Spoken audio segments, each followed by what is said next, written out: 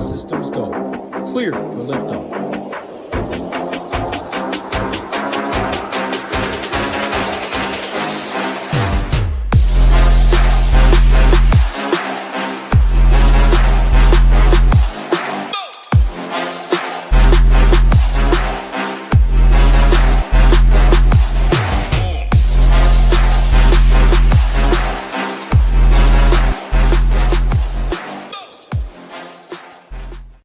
What's up, everyone? Tyler Tamboline here, a.k.a. ToeTagginTambo, back for another edition of the NFL Main Slate Show, talking all things DraftKings Week 8.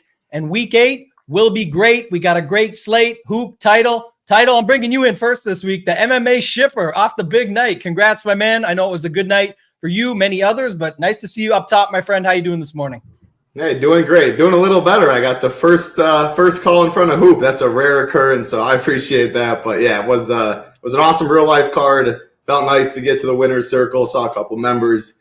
Have some nice screenshots too. NBA still rolling. Right back in action. A little World Series action. All the sports going for a little time left. So super pumped for Week 8 though. Tambo, after the tough one last week, I think this is your week this time. So I said Week 8 is great. Week 7's in the past. So we're good to roll here. Hoopster, bring you in. I had to do the flipper for the shipper today and bring title in first, but we'll get back to you, my man. What's going on? We got a good one. 13 games too. 8-5 split morning, afternoon. We get those likes going, guys. We will bring the stone up, and it's a great afternoon only slate too. So we'll talk about that more when we get there. Hoop, what's going on? Yeah, I mean, definitely got to go to title to get things started. No doubt about it. I mean, phenomenal win from him. The content continues to be on point. The MMA content, I've been talking about it for, I don't know, like a year and a half. I mean, ever since we've launched this thing, it's like these guys, Title and Marley, I mean, grind their asses off, doing the content over at SHIPIT Nation. And it's been like, I don't know, I'd say out of the last 10 UFC weeks, we've had someone win the main, what is it, $18 event, or the 555, where I went on that 3-week stretch winning it. It's been like 8 out of 10 weeks, maybe even more than that, where we've had the winner in one of those two contests. And it's really a true testament to the product that's being offered. And again, we're not charging $80 for MMA content, UFC content. We're never going to do that. Like other sites, I saw it yesterday. A lot of people have success, but this guy's the best, that guy's the best. Yeah, okay, he's the best, but you're going to pay $80 for just UFC or whatever it is. Like this is just part of our plan here, just part of our package. Where the 85, like you're highlighting right there, gets you all the main sports, NFL, like everything you need. So. Outside of the little sales pitch there, though, like I said, I mean, really like seeing guys like Title get to the top. Marley's had a lot of success, and the content that they do for us is, we appreciate it. The community appreciates it, and it's paying dividends, really. And like I've said all along, like, yeah, I mean, I follow UFC, I follow MMA, but do I really know shit besides like the top dudes? Fuck no. Like I look at the card and I don't know 80% of the names, and I go to our content, read through it, and able to find winning lineups. And, a lot of our members have that sort of success as well. But really cool to see Title get to the top yesterday. Yeah, love it every time. And if you play, it's just basically that. We get the marketing out of the way quick. If you play 2 or more sports, there's no better site. Other sites are charging $70 to $89 a month for NBA coming back. We have projections, ownership. They're updated slate by slate, game by game, everything throughout the night. We cover Showdown with projections in the slate plan. We have the Stone, the best tool in DFS that you're able to use. All the other stuff, if you just have no time or don't know what you're doing, you see people posting that all the time. And that's just NBA. We're here to talk NFL, though. Got to do a quick thing. Just run it over right quick. If you haven't yet, there's over 200 spots left in the rake-free contest that we put on every week. So if you don't like paying rake, and most don't, and you still want an amazing payout structure, go over to my X account at ToeTagginTambo. You can scroll down and find this link. 2,000 entries. There's about 1,800 in as we speak. $12.50 to first, completely rake-free. And we got the stone up, ready to go. You guys know what it is. It's very simple. Just make sure. I'm even going to put the demo up here for you today. You see where it says, that's how it looks. This is the like button. That's the one you hit right there. And if it doesn't say subscribed with a D, just click subscribe. You can see now we're up to over 8,500 YouTube subscribers, trying to get to 10K for the huge giveaway, but it will be big even at 9K. So make sure you do that. When we get to 400 likes, we will bring the stone back up. For now, let's get to it. Hoop, I'm going to start with you. What's the grand scheme overview? Any major thoughts when it comes down to it, being that this is a big slate. No London game, no bye weeks, no nothing. 13 games, 8 in the morning, 5 in the afternoon. Yeah, so bigger slate than we typically have, 13 games, no bye. Kind of odd that there's no buys this week. I have no idea why. I mean, obviously something to do with the scheduling, but kind of weird because it seems like a prime spot to put some teams on bye. But the one thing that stands out in terms of DFS, we always talk about quarterback and how it gets spread out. This is probably the most spread out ownership I've ever seen at the quarterback position. Like if you're playing 10% of a guy at quarterback, you're probably over the field, and in some cases, like way over the field. So ownership at quarterback really spread out. I'm going to talk about it. It always gets spread out, but this week, very, very spread out, which makes it easy to get leverage on your spots, even if you're only building a few teams. So that's the one thing that stands out. Running back to me has been like the same for like the last, I don't know, it seems like 6 weeks where we have a ton of really viable options in that 6K range, 7K range. And then the expensive guys like the Saquon Barkleys and Derrick Henry, people don't want to pay the big price tag for them. Going to wide receiver, a lot of value. The Tampa Bay situation kind of had changed the slate a little bit where all those guys are very cheap. And then potentially another one with T. Higgins up in the air. I don't know. We'll definitely monitor that situation. I haven't seen anything to update it, but, could get another guy like Yoshi into the mix. And then at tight end, we have some value as well. So a lot of value this week. Last week, we were struggling for value. This week, a lot of value and spread out ownership at the quarterback position. Yeah, Title, I'll kick it to you, get your grand scheme overview, and then we'll hop right into that first game because there is a lot to discuss today, and we'll get to it throughout the games. But anything to add there after Hoopster went? Yeah, I mentioned it well, and like you mentioned, the main point, 5 afternoon games, 13 on the main slate. We don't have these bye weeks. A lot of concentrated ownership at running back, I think, is what stands out a lot. The T. Higgins news is very important. He got injured in practice on Friday. Looks really, really questionable, maybe even leading not playing, if I had to guess right now. And that's huge for Jamar Chase. It's the second highest total on the slate. Yoshi, like you mentioned, tight ends. Last week you mentioned 2 tight ends were very viable. I think that's very much in play this week. Talked about extensively on the Cash Show. Otten very cheap without the Tampa stuff. Njoku in a great spot with Winston still way too cheap. Brock Bowers, you compare him to like those running backs in the 6Ks, those receivers in the 6K. It's like prime Kelsey where he's the number 1 target. I look at him as a wide receiver. Key's price is like wide receiver 2. So yeah, I think anytime you can go tight end, receiver, or running back in the flex, and everyone will do so with the spread out ownership at QB with 13 games. I mean, it's a great, great slate. So excited to talk through it.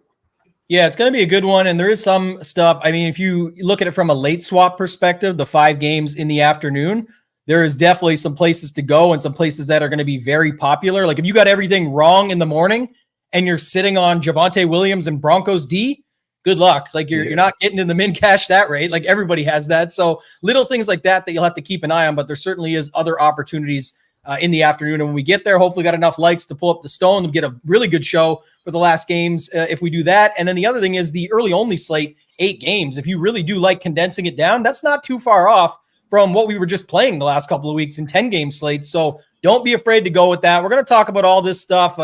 There's no way Aaron Rodgers can have a big game. Mahomes has to get revenge because they said he was Kermit the Frog. That just automatically means he'll throw 500 yards. Like all that stuff and more we'll get to. But let's start it off. Title, staying with you first this week, man. We're going to start off Ravens at the Browns. Jameis Winston, prime matchup already. We know about the stone, got that F. It's still not going away on the Ravens as far as that pass D. And then they got more bad news. Another corner out with Nate Washington. He's not going to make the trip. So, he's declared out yesterday. So opportunity here for the Browns. What's your thoughts on this first game? Oh, gosh. I've been debating on what to do with Jameis. What I do know is I like all the pass catchers. I like Judy. I like Elijah Moore, Cedric Tillman, and Njoku. Njoku will be popular. All 3 of those other receivers won't be popular, though. So if you play the receivers not Njoku, you get some leverage off of chalkier Njoku. All of them are really cheap. Judy 4.8 would be my least favorite because of the price tag. Still, wide receiver 1, though, fine. Elijah Moore 3.7 had a solid game last week. Your man Tillman almost got you to the top, only 3.3K. All of them under 10%. leverage off of Njoku a little bit. But if I like those cheap receivers and I like Njoku, like, why should I not play Jameis Winston at 5-2? And the dude's always, I love him for fantasy because he throws the ball a ton. He's a gunslinger. He doesn't care if he throws 4 picks. He's going to try and make the play, which can lead to big plays. And then usually they're trailing, which they're 11.5-point dogs, biggest on the slate.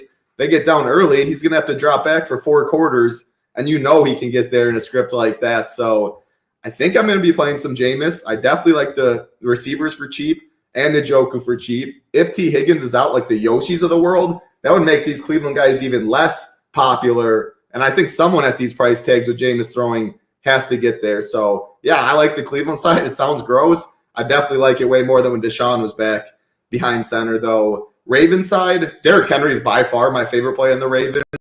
Like, it's 11.5-point favorites. If I think they're going to be leading, that means Derrick Henry, dude, has been absolutely phenomenal this year. Even when he's not getting there, it takes him one run. Next thing you know, if you're fading, it really hurts. Yeah, Lamar will be low. Zay Flowers will be low. Andrews got there last week. I don't know. Maybe just Zay and Bateman, like his one-offs and stuff. Like, Henry's not going to be owned that much, but I do think he's the highest on the Ravens side. 1-2%. No one really wants to play the Baltimore stuff. I'm just worried they get up by so much. And if that's the case, why would you want to air it out that many times? So I guess, what do you think on the Lamar stuff, Tambo? But I like this. I like Cleveland. Yeah, I want to talk about that for a second because just want to see here too also. I was just looking up something there. The bots are back. I did see that. And real quick, I got to get this one right. I was looking up Jaden Daniels news and said Nate Washington because Jaden Daniels important on this slate. We're waiting on that. Nate Wiggins out for the Ravens. I apologize, but appreciate you guys keeping me in check as always. The crazy thing, Tyler, you're always looking at the lines. I was going to say this before I go to the Lamar and let Hoop in. Minus 250 to score, and I think he's like plus 125 to score twice or something. So I just don't know if that's enough. That is one of the things I didn't talk about in my grand scheme overview is there's like 12 good running backs that you don't need to go necessarily all the way up to Henry. And if you think they can keep him to that 25-point, 22-point performance, that extra money may come in handy somewhere else that gets you off like a cheap popular wide receiver or a cheap tight end that gets you up to an Njoku over an Otten or something like that. So little things that you do want to look at throughout the slate. I'll give my takes after. I'll let Hoop pop in because I definitely have takes on this game. But Hoop, go ahead. Ravens. One more thing. I was looking at the Stone 11.5. 8.5, I guess that makes it a little more interesting, I think, if you want to go low on Lamar stuff. But take it away, Hoop. Talk me into these quarterbacks or not on the quarterbacks. Well, I mean, on the Cleveland, I guess for the game overall, it is kind of crazy. Like, just thinking about it out loud, it's like, all right, so a team goes from Deshaun Watson to Jameis Winston, and then now they're much more viable for fantasy purposes. Just the names, like, I totally understand why, but it's crazy to think, but that is truly the case. I mean, if it's Deshaun Watson as the starting quarterback for Cleveland, like, this game's probably a cross-off outside of Derrick Henry. But now it's like, all right, we want the wide receivers and the pass catchers for Cleveland, and then Baltimore is even more appealing, and that is truly the case. It's just weird when you think about it out loud. I am playing Jameis for the reasons that title talked about, though. If I like all the pass catchers and the quarterback's cheap, like, sure, yeah, I'm in. It's one of those quarterbacks that I talked about. You play 8 to 10%, you're over the field, you have leverage, and Winston's the kind of quarterback that you want because he'll throw 4 interceptions and he is not fearful to throw number 5. And that's essentially what you want. So not as much interest in Judy. For me, it's more Tillman, maybe a little Elijah Moore, and definitely Njoku, who was an absolute beast last week. So all those guys strongly in play. The Baltimore stuff, it's going to be the same almost all season long, especially this week with Zay Flowers sounding like he's a little bit dinged up, but we can, I think, use that to our advantage. Like, I will be playing Lamar. The one thing I've noticed with the Ravens this season, we talked about it last year, and it's kind of weird because they have Derrick Henry, and I think a lot of times we're thinking that they're just going to shut games down with Derrick Henry, but they're still kind of sneaky passing when up a ton, and they're trying to score a lot of points. Like, I've noticed that watching them the last couple of weeks. They want to score a lot of real life points, and that is good. Even in these blowout games, Lamar Jackson continues to be productive in the second half. So in on Lamar, it's tough. How do you play him? Like, Zay Flowers is coming in with like no ownership this week. I will be playing Zay. Bateman looked damn good in that last game and explosive, essentially, and he's cheap, 43. He's going to be much lower owned than all the Tampa Bay guys. Now we have another cheapie in Yoshi, so I think Bateman's a good play. I think, we are kind of ahead of the curve on Mark Andrews. Just talking through him, it's 3 now productive weeks, and he's only 4K still. Like, he doesn't need to go absolutely nuclear to pay it off. So I'm in on Andrews. If Zay Flowers were to, it sounds like he's trending towards playing, but if he were to be ruled out, like, I think like Isaiah likely becomes a play. Aguilar becomes a play. And then I am going to be in on Derrick Henry in a pretty big way today. I shouldn't say a pretty big way, above the field sort of way. So at 81, everyone's going to go not much cheaper, but that tier below at running back, which we'll talk about. I think I just want to continue to play Derrick Henry. And we have the value, too, to make it work. We're not sacrificing much to play Derrick Henry. So long story short, I'm in on both sides, both quarterbacks, both tight ends, the pass catchers, and then Derrick Henry as well. So I think a very appealing DFS game. Yeah, I think it's interesting that, the total is 45. The number is very, well kept in check, I think. And I talked about this previous and earlier in the week that this game is a spot where sometimes the Ravens play down to their competition. And it just happens, and that's kind of the way it goes, and it'll just sort of mosey through. It's an AFC North battle. It's in the dog pound, really tough spot for them to go into. So I do worry a little bit about it. Like Hoop said, they like to put up points because they like to get lazy late in games. So when they put up a lot of points, they have room to get a little bit lazy, and that's what we've seen, less discipline from them. But I think one of the interesting ones, and I was talking with one of the members offline and just talking about, Lamar Jackson with a couple of the Browns' cheap pass catchers as a way that they're going to have to throw no matter what. But what if Lamar just ends up being the dude at 8,000? It's not. And I will say, not to cut you off, but I think it's a really good point. I just wanted to add on to it. Yeah. Because for me personally, I think that's the best way to build it if you're playing Lamar, because you don't necessarily need to play any of those pass catchers. Hope he gets it on the ground himself, which he's done all throughout his career. And then you got Jameis just slinging it to these wide receivers, and it's a much cheaper way to go about it than Lamar to Zay Flowers or something like that. You get Lamar, hope he gets it done on the ground, which is very viable. And then you have multiple cheap pass catchers on the other side. So that is my favorite way to build those Lamar teams. Yeah, and I want to add on, just because that's the key point here. I think people misinterpret it. Like, if I'm playing some Lamar lineups with Zay and Bateman, assuming Zay plays after last night's update, maybe he's battling through it, but you can do that. But my thing would be that even if they go up early, Lamar is on the opposite side. You're going to get more out of Lamar. He's going to have to push but it's hard to pick his side and get it right.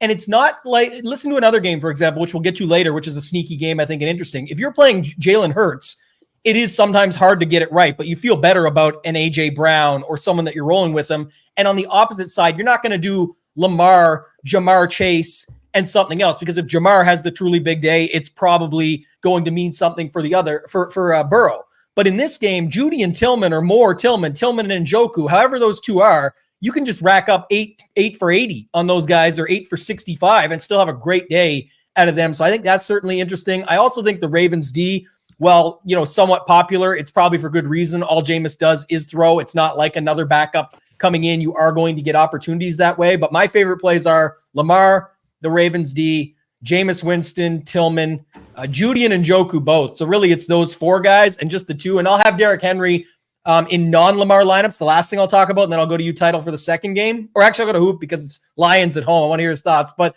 the last thing I'll say, a lot of chatter about having this value and being able to go to Lamar and Derrick Henry, and people just assuming that they've got there and it's positively correlated. That's, again, we do deep dives, and that's what I do. I spend all my week going through this stuff. Every game Henry actually got there and was needed, Lamar was kept in check to like 25, 24, 22. Is that good? Yeah, but it's 8K. You're paying 16,000 plus for 2 guys. They've actually never got there together where they're both needed. And everyone will say, the Tampa Bay game, Henry was kind of kept in check at 28. Plenty of other running backs had good weeks, and that's kind of the setup. They needed to score 40-something points for that to be a thing. I just don't think that's happening going into the dog pound against the Browns. So I actually am separating those two and not playing them together. That's just my take. The reason it's a talking point is because everyone saw it on prime time. Everyone's sitting watching that as an island game, and now it's like a talking point. outlier performance, I'd say. Like, could they do it? Yeah, absolutely. I mean, these guys are studs. Could the Ravens go out and score 40 again, and Lamar gets 30 something, and Derrick Henry gets 28? Like, if that's the case, sign me up. I'm building 100 of my 150 teams with Lamar and Derrick Henry stacks for sure. But it's like, you can't bank on that. It does negatively correlate, but the reason it's a talking point is because everyone just saw it on that island game where it worked out. It's close calls. If they put up 60, that's awesome, and that's likely, but it's not necessarily what you're going to need at $16,000. And there's just other combinations that can beat them with raw points, and there's tons of combinations that can smash them point per dollar and build up your lineup elsewhere. So just keep that in mind. We spent a lot of time there, but I think it's a bunch of talking points people want to spend time on. This next one's interesting, Hoop. I wanted to go to you first, obviously, as a Lions fan, is also the fact that they just have a massive team total, yet pretty much zero ownership. We'll see if Gibbs or Montgomery gets any late steam. It's probably Gibbs, if either. He could be a nice pivot off of a very popular Breece Hall, who we'll get to shortly, $100 more than Breece Hall, but nobody really interested in these Lions, and they have the highest, I think, team total on the slate, and they're the biggest favorite on the slate. Thoughts on this game, Titans-Lions? Yeah, I mean, it is interesting because the Lions are projected to score essentially 4 touchdowns today. I mean, 28 points, which is the highest on the slate, and no one wants to come here like at all. And I guess I kind of agree. I don't know. Like it's tough. I mean, in my 150, I'm going to include some Gibbs, some David Montgomery. I mean, you know how the Lions are going to want to win this game without Jameson Williams in the lineup today. They want to win an ugly game. They want Gibbs to probably score 2, and they probably want Henry to score 2, and then they win like 28-7 and, game over. Like that's what they want to happen here. Can they make it happen? I think they can. Like I definitely think they can. So like Gibbs, I like the price tag at 7.4 because it's going to keep people off him. His ownership will have to be low because like you talked about, you have probably the most popular running back play at the same price point. Gibbs can outscore Breece Hall easily. Like he's done it and he can do it again. So Gibbs, Montgomery, I think are solid. I'll take some Amon-Ra. I mean, if by chance the Titans keep this game close, like if they keep it close, which is a big if because they're like 11, 12 point underdogs, Amon-Ra should have a monster game and no one's going to play him. So he'll be in for me. And then, we've had a lot of jokes about like Tim Patrick and stuff like that. The problem with like the Tim Patrick play today is we have a lot of really good, cheap wide receivers today. So I don't know how much which is crazy because I kind of like the Tim Patrick guy, had the breaking news on Tim Patrick. It all played out, but like, I don't know how much I'll have him because those Tampa Bay guys are in just a much better spot. If Yoshi gets the opportunity with T. Higgins out, much better spot. People are talking about Allen Robinson. I think I actually prefer Khalif Raymond over Allen Robinson. If you want to go down that path, Raymond's been involved. He was involved last week, but I don't think you need to do it this week. And then like Sam Laporta, who the hell knows? Like I don't even know. I don't even know what to say about it. So, and then on the other side, Calvin Ridley with no DeAndre Hopkins, sure. But man, this could just be a stomping. I mean, I think if the Lions want to, they could just stomp the shit out of the Titans and make it a nasty win and move on, which is definitely what they want to do. Like, I mean, that's what Dan Campbell wants to do today is just Gibbs, Montgomery, 28-7, game over. We win. We beat your ass. We move on to next week. So a lot of risk with the Titan stuff. Tony Pollard. He's going to have to get there with like pass catching and stuff like that. And I just like too many other guys in that range. Well, I have some, I don't know, probably not to be honest with you. So I don't like much on the Titan side. Yeah, I'm going to go ToeTagginTambo on this game and kick it over to Title. I really don't have many takes on this. I just know nobody's playing Detroit or the Titans for good reason. Maybe the Detroit D, if you want one take and just say it. Like if everyone's playing the Broncos, the Chiefs, the Ravens, everything, they're a little bit more. You're already paying that much. Don't act like your lineups don't have the Broncos in them. So $100 more and you get that. You already have Breece Hall in those lineups. Find the $200 elsewhere and move them both up $100. Breece Hall goes up to Gibbs. The Broncos D in your lineup goes up to the Lions, and you just got to find $200 somewhere else. Maybe McMillan goes down to Palmer or something. I like McMillan better for later, but I can see your lineups, so I'm just making thoughts for you, but that's just quick thoughts. Title, go to you, and we can move on. I think no stacks for me quarterbacks wise, but I think there's very interesting individual pieces, especially Lions side. Gibbs, like you mentioned, the pivot off of Breece Hall, I think makes a lot of sense as big favorites with the upside. Amon-Ra, let's assume that Higgins is out. Chase for 100 more is going to be 1 or 5 times higher owned, 6 times higher owned. A clear pivot right there that you can use in chalk your lineups. Tim Patrick, Trey Palmer, McMillan, Yoshi, assuming T. Higgins is out. Another pivot right there in that low range. Pivot off of like Kate Ottenchalk, people that are going 2 tight end builds, right in the same range there. So I think there's 3 clear individual pieces, all pivots off of someone way higher owned in that range that easily can get there with upside as one of the highest implied totals on the slate. So I'm interested in all 3 individually. Won't be stacking. Sam Laporte, I'm out on. Tight end is too good. He's been 2 buns for me. I have to see it first. Titan side, it would only 3 guys. It would only be Pollard, Ridley, and Boyd. The problem is I don't like any of them because I'm with we have big boy slate, 13 games. We have so much value on this slate. Like I'd rather probably play the Tampa stuff, probably Tim Patrick over these Ridleys, these Boyds of the world. I will say Mason Rudolph actually looked decent last week. They dropped back 40 times.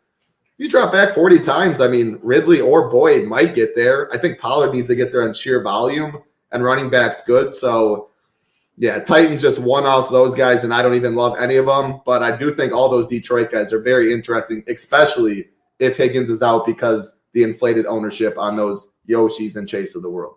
Yeah, they're just waiting for a big play. Site says Gibbs 240 and 2. Speaking of 240, almost 240 likes. So only 160 away from getting to the stone. But I think the biggest thing about Detroit, and then I'm going to stay right with you, Title, on Colts Texans, is just commit if you're going to it or just hope you get lucky. Like Tim Patrick makes perfect sense over the other spots. If you just want to count on the splash play, the one big play, it's got to get there. But you know what's going to happen. People are going to put him in like one lineup and then be like, oh, I got him right. Guess what? Other 7 or 8 pieces were all wrong. You didn't commit. Same thing with Gibbs. Oh, I threw him into one because you guys said on the show it might be him having a big day, but you have Breece Hall in the other 9 of your 10 or 19 of your 20. That's fine. He's a good play. I'm just saying if you're doing it, you kind of got to do it or just hope to get lucky. Don't be mad that you only got him in one lineup because you didn't commit. That's what I would say about the Lions side of things. All right, let's go on. Let's go to the Colts at the Texans. Interesting one here too, Title. So I'm curious to get your thoughts on this, but where are you at with this one? Colts at Texans. Colts is definitely a fade. I mean, with A-Rich back there, he can get there in fantasy sometimes, but I am not playing JT for 7-5 way better. Like, give me Mixon on the other side. Give me Breeze. Give me Gibbs, who we just talked about. The receivers aren't cheap enough. I'm not playing the tight ends. Colts, an easy X. Texans side's more difficult. Like, Colts defense just so bad. They're awful. Mixon has been a beast this year. I think he's the clear play, 7,700. There's nothing not to like about him. The Stroud stuff's where it's interesting because ownership's low, clear pass catchers, Tank Dell, Stephon Diggs, and Hoops boy Dalton Schultz. If you play Stroud, everyone's going to probably go 2 of those 3 at least. So it's a little more concentrated. I'm not too worried because ownership isn't big enough, but the Colts need to do something. I don't love run backs. It's expensive when you go Stroud, Diggs, Tank to an extent. So I don't know, Tambo. You help me out. I know I love Mixon. You can play Mixon with Stroud, but Stroud's been one of my quarterbacks I've been going back and forth on like about 4 or 5 main teams. Is he going to be one of them? You help me out. I like the Stroud leverage. I love Mixon. I think he's great. I think the 2 ways to leverage Mixon are directly in this game. It's Jonathan Taylor on the other side. Hope that he speeds the game up and makes it happen. It's a tougher matchup, but they still have one of the best O-lines in football. He is healthy. It's opposite side of Mixon. It's just a game theory and leverage play at the same time, switching sides like that. But the Texan side, I like Stroud going back to the well on Tank Dell, definitely doing that this week, and maybe getting some Dalton Schultz in there and leaving Diggs out. You can stack all 3 of them. Don't get me wrong. I don't think there's anything wrong with it based on pricing. It's not affordable, but it's not too expensive either. It's kind of that Goldilocks, just right. Not too high, not too low, just right at the price points they're at. But I would say I like a Stroud Dell, and I think it's 7,500. It's right in the middle of sort of the Breece Halls, the Mixons, the opposite side. Like JT is at least an interesting tournament play. My guy Ham backing it up on the FanDuel side of things. He likes it. So I had to mention that, but definitely think Stroud stacks are nice as well. They're going to put up points. You have to think in this spot. It should be a good back and forth. I kind of like this game a little bit as well. Anything you want to add to that Title? Yeah, I think you convinced me on a Stroud stack. I mean, they're going to put up points, and I think Mixon might, from what we show on the Stone, his ownership might get a little steam. And so you like playing Stroud without Mixon more so, right? Because you're getting the leverage, hoping he doesn't get in, even though he can catch passes. Yeah, in the combo, I prefer it. It's obviously fine. That would be one of the ones I would not turn off in Shiptimizer, where you can go to Team Stack and turn off running backs with quarterbacks. It's just I prefer on a 13-game slate and his ownership getting steamed. I'm playing him in non-spots where I want to be in on this game. And so I'm playing him. But if I'm not playing him, I like Stroud with the pass catchers, especially going back on Dell. I just think we're going to have a good Tank Dell week at some point, and I want to be there when it happens, and I feel like this could be it.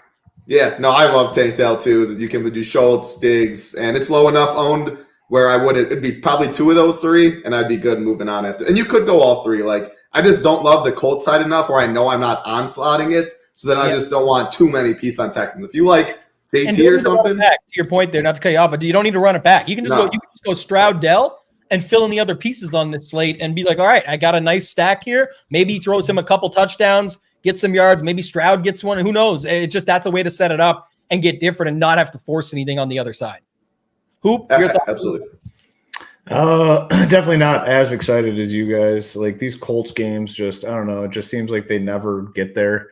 I just have no interest in anyone on the Colts side, so like it's a full cross off for me there. On the Houston side, like the emergence of Joe Mixon has just taken away so much from like the CJ Stroud stuff. Like you haven't needed it like at all this season. Could this be the week? Yeah, sure, but I just don't love the spot against the Colts. So for me, it's going to be Mixon because man, he's looked good. He's looked very good, like almost like a new player from when he was with Cincinnati. He's looked phenomenal, but now the price tag has caught up, and I do think it does keep his ownership in check. What are we showing on the?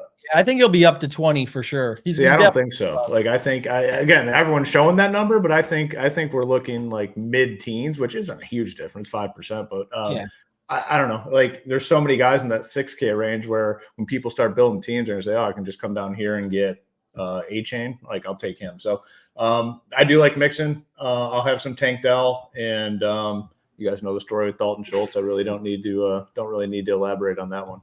Yeah, I like the Stroud. I like Stroud, Dell, Schultz, and use JT on the other side. If I'm building something for get a fast-paced back and forth game, double leverage the Mixon via the passing side, and then Jonathan Taylor on the other side. I think that's a really interesting way to do it. 27 points, and I think they happen for the Texans. So I just think it's one of the better spots. And Mixon, even if he is kept in check to 15 to 20, I actually don't disagree with that. I think you might be right. Just thinking about the whole slate with Javonte Williams, J.K. Dobbins, Derrick Henry, Breece Hall, all these guys that are going to get mentions.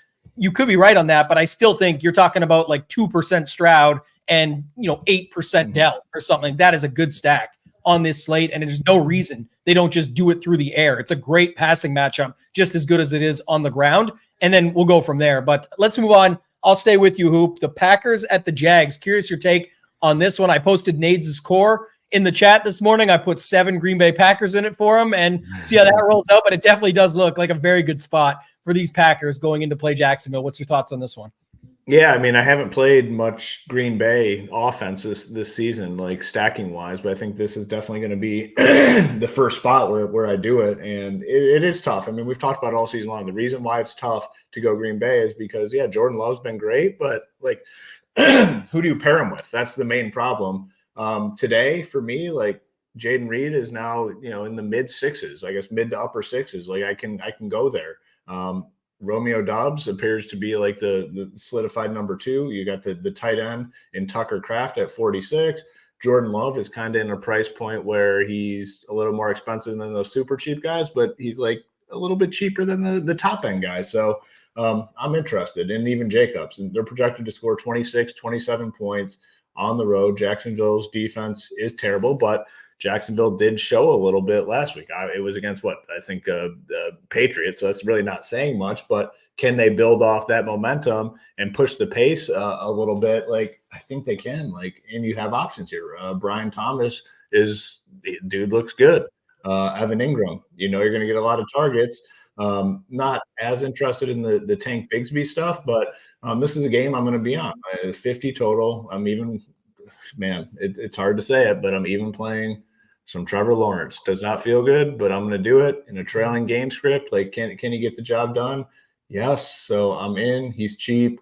I like some of his pieces. So this is a game where I really like it. I mean, it is a high total, but again, ownership is not a factor on the slate. We have 13 games. We have a lot of very similar type setups in terms of interest, where people are going to be on. I'm interested in this one all around. Yeah, could definitely see this. Our guy Jake just got in the Discord too, finally. Appreciate you, man. But he says book love for 4 tutties. He mentioned with Dobbs. I like that. I think before I go to title, I would say that one of the things I like in this game is it's almost like a full core, but Love, Reed, Dobbs, use Ingram on the other side, and then also play the Baltimore D, because it has nothing to do with this game, but because Ingram's 100 less than Njoku, who's going to be probably next in line to an Otton, it still gives you a ton of room that you can use there and move around. So I certainly like that. I think that's another good one. Real quick on the screen, just to show people, I know it's come up a little bit there. We'll go back to that in a sec just to show them, but I see a lot of hearts come up on the screen too. And this is not a like button. So we just do a little in session, quick teach with Tambo. Like button's right here. See, I turned it off. Now I liked it. Now it's up to 285. The subscribe button is right here. So you just hit this and then it will actually say subscribed right there. So we're all set to go on that. We appreciate you. When we get to 400, we'll bring up the stone title. Let me kick it to you. I mean, Hoop, I'll let you talk on that first if you want. They said no T-Law. You've been off him for quite some time, but just in general, your thoughts. Well, actually, we got to get Nade's in here. We got to get Nade's opinion. Nade's the T-Law whisperer. So we're going to roll with what Nade says. Nade said I cracked the code on the core, the Nade's code core, which always happens when he autocorrects in Discord. He probably loves that, but definitely think that's right. Shout out to our guy Shaloub. I'm not the F-bomb dropper on these shows, but I always I try and keep it in check, at least a professional. But Shaloub comes up with it, and I appreciate that. Almost 800 watching, only 300 likes. I'll say only because that's less than 500. Takes 2 seconds. Do it up for us. Title, Wisconsin, baby, the Packers. What's your thoughts on this one, man? You got Love, and he's hard to figure out, but clearly a great spot for him. Yeah, I mean, I can't chirp nerds. What am I saying? Title, that's a perfect nickname. I don't know what's coming out of my mouth. I can't chirp Nades, even though before he posts his core, I already know there's going to be at least 3 Packers every week. I mean, you can play the Packers stack every week. I said it last week. It probably is the way to go because it's always low-ish owned because it's always low-ish owned because you don't know who to pair him with, and everyone's worried about that. But it's one of the best offenses in football. They move the ball. Love has plenty of 300-yard bonuses. He does have some legs upside as well if he moves. I mean, I'll just get right into it. They have a top 5 tight end in the league in Tucker Kraft, who I still think's underrated to him or to the league. Give me all the Tucker Kraft. Absolutely love it.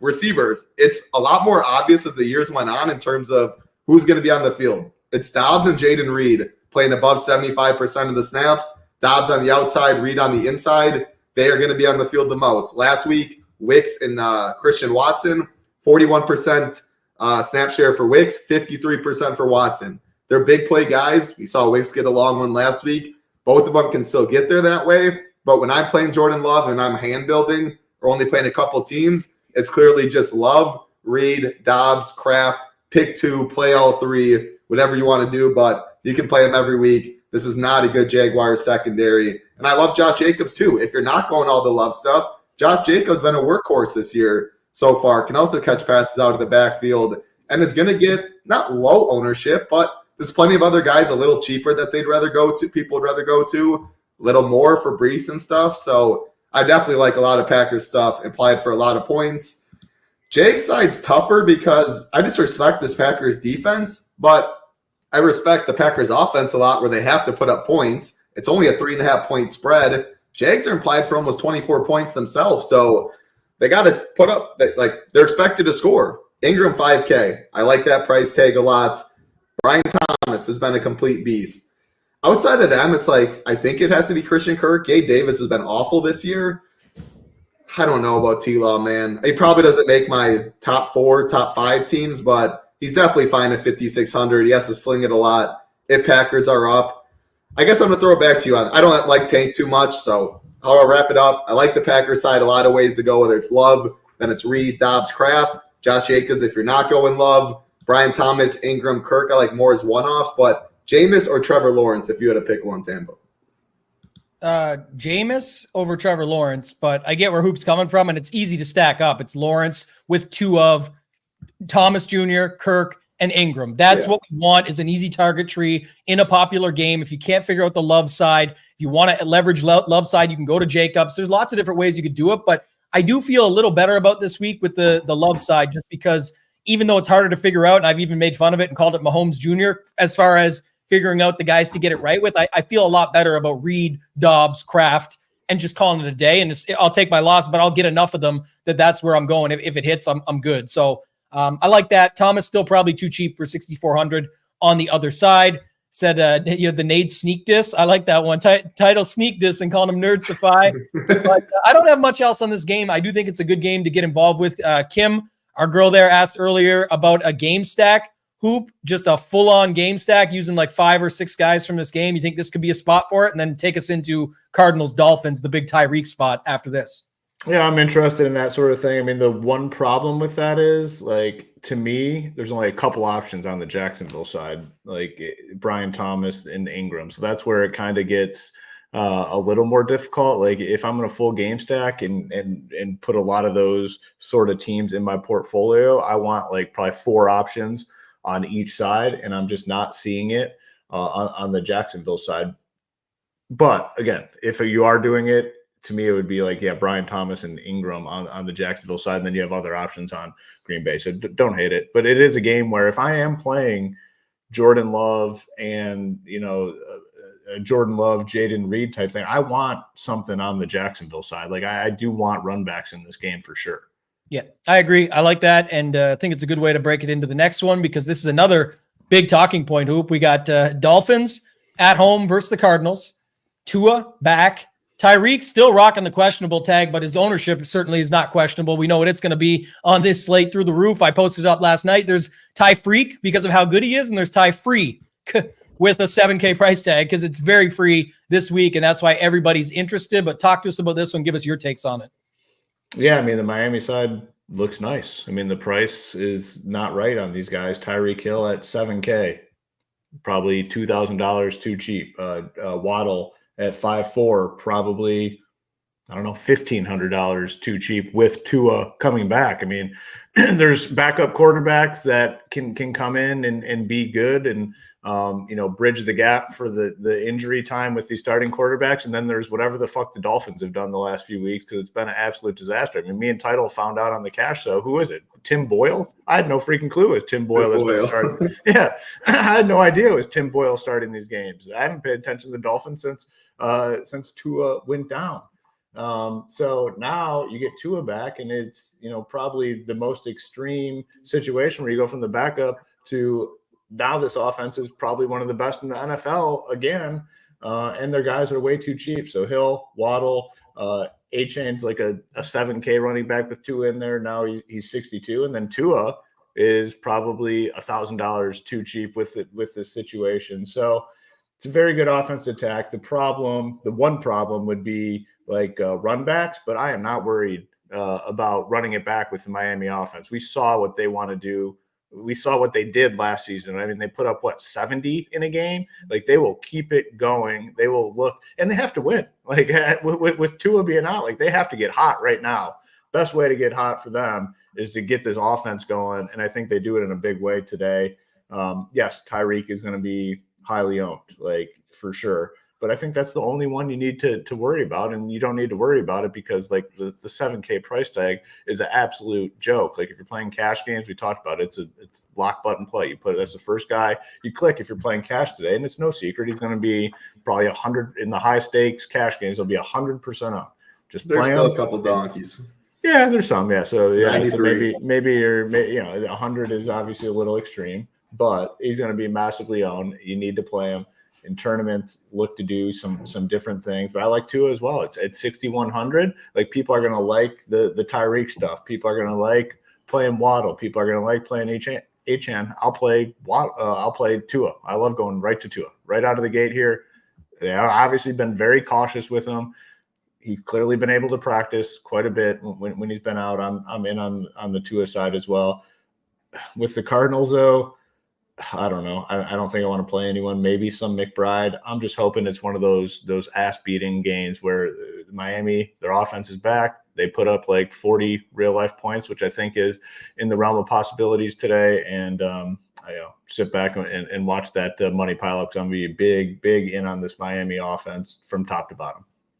All right, couple updates, Title, before I go to you, and then I'll give my thoughts last on this game, but just want to see this if it actually happened. So the Commanders flipped to the favorite now, so I'm assuming we'll get Jaden Daniels news maybe even sooner than later, but he was in a sweatsuit chilling last week. Like, I don't think it was, and then once we got some updates throughout the week, thought this was possible. Another update came out about T. Higgins, really uphill battle, more on the doubtful side now. So obviously Andre Yoshivas, when we get there, will be something to talk about as well. But, just a couple updates there. Keep them coming if you guys got them. And the last one was Trey Palmer. Did wake up pissed off. He said the cold got him. So that's been his thing, his little narrative. So Lil Trey Palmer might be what you want to get into your lineups. A little Trey Palmer in there, pissed off. But Title, your thoughts on this Dolphins game? Because I think there's a bunch of different ways you can go here besides just the obvious that people were telling me on X last night. They're 110% in on Tyreek Hill for the 100% you can be in on him.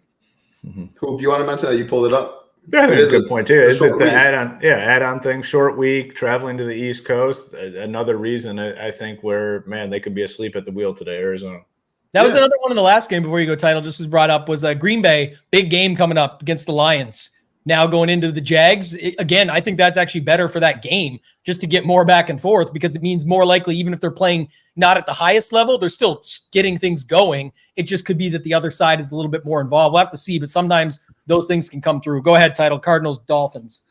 I don't have as much, I don't think I'm going to really get to the Tua route personally. I think they're going to, the reason I'm not is, I would think they're going to try and run the football a little more, quick passes. And again, they can still get there because Tyreek can take an 80-yard screen, a chain can as well. But my favorite play is a chain because he's going to get some ownership, but I think lower than Waddle and Tyreek. So he leverages so much. Tua will get a little, Tyreek will get a lot, Waddle will get some. They'll double stack some. A chain can get him leverage off of all of them. How does it bust? Of course, Mostert can run in two and just spoil the party for everybody, but a chain can get some on the ground. And I think we see a chain over half or 1/3 of the ownership probably is Tyreek. Waddle, I think he's a little lower owned. A chain at 6'2", way, way better with Tua. I think they get him the ball in space plenty. He's one of my favorite running back plays on the slate. I'm going to play some Tyreek and Waddle one-offs, but I do not think I'm going to play Tua on my main teams. If I play 150, which I do in FanDuel and stuff, of course, I'm not going to X out Tua, but I'm not as excited at ownership.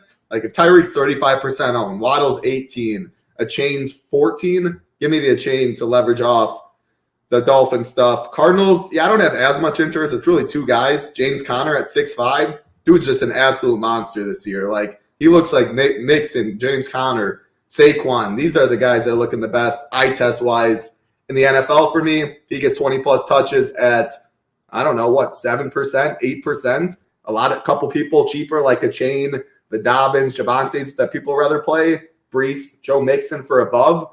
I think James Conner falls in a dead range and gets squeezed. And then Trey McBride, a lot of tight ends, the Njokus, the Ottens, the Disleys, the Brock Bowers. Another name that's getting forgotten at tight end. Coming into the year, he was one of the most highly touted, drafted very early. I still think he has that big time 20-plus point upside.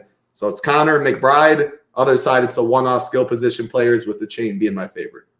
Yeah, I got a lot. I got a lot here. Actually, I think it's an interesting game, so I'm going to bring it up in a second because we already had. Now our guy Shaloub's in there. He missed the earlier week chat of the Twitter doctors telling us about guys coming back from concussions, the massive sample size we have over the last 4 years, which is like 16 games or something. And it literally, if it happens, they'll victory lap it. If it doesn't, you'll never be heard of them, of these doctors again. They'll just disappear. So you got to keep that in mind when you're looking at all that stuff.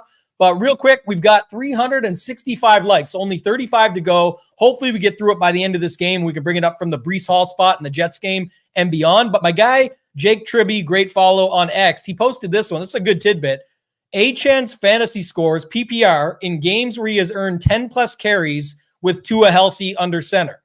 51, 22, 25, 24, 23, 30, and 13. Almost 27 a game. And we know what's happening here. Everybody's playing Tyreek. If you're not playing Tyreek, I am. But if you're not, I would still be trying to get somebody else into that lineup, and HM would be the place that I would be starting at.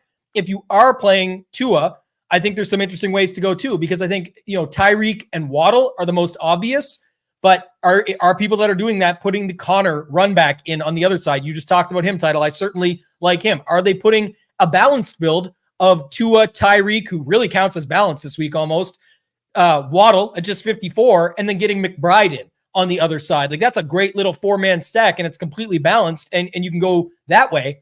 And then the other thing is, I think this one has a high chance. If you're already playing Tyreek to have a big game and you're already playing Tua and Tyreek to have a big game, what if they all just have a big game? And this is where you will get passed in large field GPPs. You have Tua, you have Tyreek, they do their job, but then the Dolphins put up 35 and Achane scores twice on the ground and Waddle catches 8 for 80 and is still pretty valuable at his price tag of 5,400. Tua, Achane, Tyreek, Waddle, run it back or don't, and just take that offense on and say that if they're back, they're back. If they're not, they're not. And that way, when those lineups go, if it doesn't work out, those lineups go to the pasture anyway. They were already going there regardless. So that's fine. The game didn't go your way, but you built for if it really goes your way, it can level you up beyond most people that are stopping at just two guys, Tua and Tyreek, right? So I don't know, Hoop, if you got anything else to add on this game, but I certainly think there's plays within it. And I think it could be a bit interesting, especially if we do get a good Tua game coming back. I know you're high on it already. Anything else you want to add before we go to Jets Patriots? Yeah, I think it's a good point. I'm good with definitely over. I mean, it's a rare situation because if you're overstacking a team, you probably want run backs. Like I'm good overstacking the Miami side with no run backs and just hope it's one of those nuke games for the Miami offense where they score upper 30s to 40 real life points and just beat the shit out of Arizona. I think that's in play today. So I agree. And I'd be good with those sort of teams. What's the next game we're going to? We're going to go to Jets Patriots. You can't predict. You can never predict that. I mean, if it happens, it happens. I mean, what can you do? I mean, if he gets one more veggie and he's out, his career's probably over. He knows that. Yeah. And stick around. We go game by game here, and Bruno. So that's an afternoon game. We are going to have the stone up probably sometime during this game, Hoop. I'll let you start off. We're about 14 likes away from bringing it up and then keeping it on the rest of the show. But Jets, Patriots, Breece Hall, probably, I think at least, maybe the highest owned running back on this slate. I think ownership projections show it, and I would expect it. But I am thinking there could be a little bit steam to a guy we'll talk about later, too. But go ahead, Hoop. Yeah, good. Obviously, a very good spot for Breece Hall. I mean, Aaron Rodgers continues to look like complete dog shit. They need to win. Like, they have to win ball games. The best way for them to win ball games is just to give it to Breece Hall a bunch. And I think that's kind of what they do today, to be honest with you. They're 7-point favorites on the road. This New England team just looks awful. Maybe, definitely one of the worst 3 teams in the league. I think it's a heavy dose of Breece Hall. Garrett Wilson, Devontae Adams, I don't know, you just can't play everyone. Like, this is a spot where I'm just going to be off the passing side for the Jets. It's going to be Breece Hall. It's going to be Jets defense. And then I don't mind Hunter Henry on the other side as a cheap tight end at 3,800. And that's really going to be it for me in this game. Like, it's just not super appealing. I like the secondary stack, the Breece Hall, Hunter Henry one quite a bit, Title. So I'll let you talk about this game. I'm definitely going to talk about Aaron Rodgers after, but you can go ahead first here. Breece Hall, Hunter Henry was just my first thoughts. Your thoughts on this game? Rodgers. I know you like him, Tambo. You get all the game theory leverage off of the Breece Hall. You have clear pass catchers, Garrett Wilson, Devontae Adams. I probably wouldn't throw in Conklin. And to be honest, you can just skinny stack it too. Just hope it is a Garrett Wilson or Devontae for that price tag. You can also throw in Breece Hall, though. Curious to hear your take on that. When you talk about it, playing Rodgers, the main thing would be to leverage off Breece. But the dude's just he's a great pass catcher. He had 9 targets last game, 6 the game prior. So he can get there through the air as well, which is why when you do throw it back, I want you to touch on when you're playing Rodgers, if you're making sure Breece isn't in it or not. Still, with all that being said, we need Rodgers to get the 300 probably. We need the 3 touchdowns. He hasn't shown it yet this year, and I saw you on Twitter a little bit too. If there was a game to get it right, like Hoop said, pretty good size favorites. Why not just pound it with Breece? I look at the other way. Patriots are bad. Why not get Rodgers going in this passing offense going? And they know they can run the ball, and they should have a little wiggle room in a game they should win. So does he make one of my 4 or 5 teams? I don't know. That's scary with how Rodgers has looked. No rushing upside. If I had a preferred pass catcher, Wilson or Adams, I don't know, man. Maybe I'm leading into the narrative trying to get Adams back involved. No hot take there, and I think you can play both. But I'll let you. Other side, I'm not playing any Patriots. So it's really Breece, a phenomenal play. Everyone knows that. The Rodgers stuff, if you want to embrace it or not, I'll let you sell the people. Yeah, Will, just 1 sec. This quick too. Yeah, I mean, good. This is the whole thing. Like you're trying to predict something that if it just happens, it happens. And if he takes the hit, maybe he's good enough to return. Maybe he's not out. Maybe he doesn't take the concussion type hit. But I hope they do that because good luck because Tyreek will be giving you 2 peace signs real quick, wide open on this one, or Waddle, or Achane, or the whole offense that we just talked about. And that's the other thing, how he gets there. Like people think he's just going to have to air it out. Like he does these 70-yard bombs or something. He's thrown it 10 yards and Tyreek's going for 80. He's thrown it 30 yards and then Waddle's catching it and then it's Achane running it in on the next play or something. There's tons of different ways that whole offense can get there. So you got to think of it from that perspective as well. There's always if this, then that. But the Rodgers stuff is, I'm a pretty nice guy. The reason I brought it up, though, if anyone saw it on X, was the question was posed as in this new offense. Has nothing to do with like his sample size or whatever. The guy's thrown almost 300 yards 3 of his last 4 times out. He almost threw against these exact Patriots last time with 2 touchdowns. I think it was like 250 and 2. It's all what he has to do for DFS this week. And your classic one title that I love this one is it's not how often you're right, it's how much you make when you are right. If there was ever a chance, not only is it another week richer with a guy like Adams, more touches, more talks in practice, more things they can work on, but it's a spot where they can do it.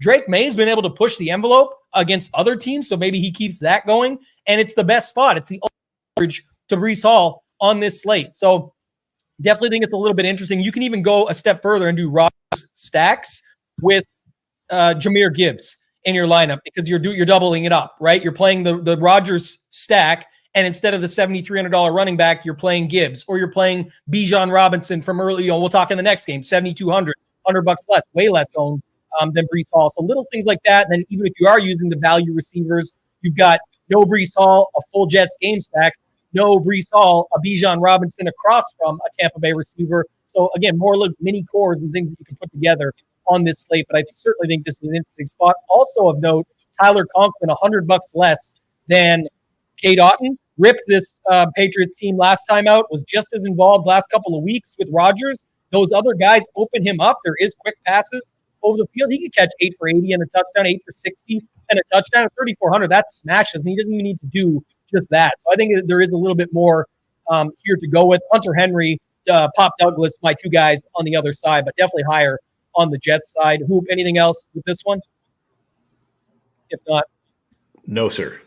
All right. If not, we're gonna pull up the stone. You guys made it. We appreciate you. It looks like we've got, what do we got on the refresh here? We got 410. Remember what I said though. We'll turn this bus around. There's a lot of games you guys are getting in on the action for this week. So if we don't get to 500 in the next 4 games, we'll just pull it back off for the rest of the show. Easy threat, easy thing to do. Don't mind it at all. I think it's a good one. Let's go down here. Let's go to the Jets. The Falcons at the Bucks. And let me fix this up. And Hoop, I'm going to stick with you on this one. Falcons, Bucks, where are you at with this game? Hold on, first, Hoop, I need you to throw out that peace sign again. I saw that. Yeah, there we go. Deuces. I like that. Hit him with it. The Falcons, Bucks. We know what we're doing on the Bucs side. It's these cheap dudes: McMillan, Palmer, potentially Shepard, and Otton. You have 4 viable pass catchers under 4K, and that's the main value of this slate. All these guys too cheap with the Mike Evans injury, which seemed relatively avoidable. I mean, I had no idea what the Bucs were doing last week. I mean, the dude you could tell he was struggling to get around. I mean, he caught that early touchdown, but he was struggling to move. And then Godwin, I mean, the team has no chance of winning. Like, you're done, you're getting smoked. And he's still out there running routes. I mean, just so dumb. And this is a team. This isn't like some shitty team. Like, they've been good so far this year. So I guess somewhat deserving what they ended up getting, which it's unfortunate, obviously, for the players, but just like poor management for sure. Now for DFS, we get a bunch of cheap guys. They're going to be the main value plays on the slate. So there's not much more to say. McMillan, Palmer, Shepard probably going to be much lower owned than those 2, and then Otton at 35 will be the highest owned tight end. But like in situations like this is when I like loading up on the other side. Like, we know that those Tampa Bay guys are all going to be very popular, but are they going to be paired with Atlanta? Like, not a lot. Kirk Cousins, probably like no ownership. Bijan Robinson, I think, comes in much lower owned than some of the other running back options. Very interested there. Drake London to me is just with Kirk Cousins is in like very close to that top tier, and he's just not priced like it. He'll get ownership, but it's nothing crazy. And I do think the T. Higgins thing is important for Drake London, because a lot of people now will just be going to pay up for Chase. Drake London at 72, very, very appealing. So in on him, Mooney, Ray McLeod's always out there, and then Kyle Pitts. So I really like all of the Atlanta offense today, knowing that these Tampa Bay guys are going to be very popular, but they're not going to be they're going to be popular in all teams, not just Atlanta stacked teams. So if we can get some big back and forth here, like that would be huge. So I'm in on the Atlanta side. Going to be over the field on all those guys that I talked about.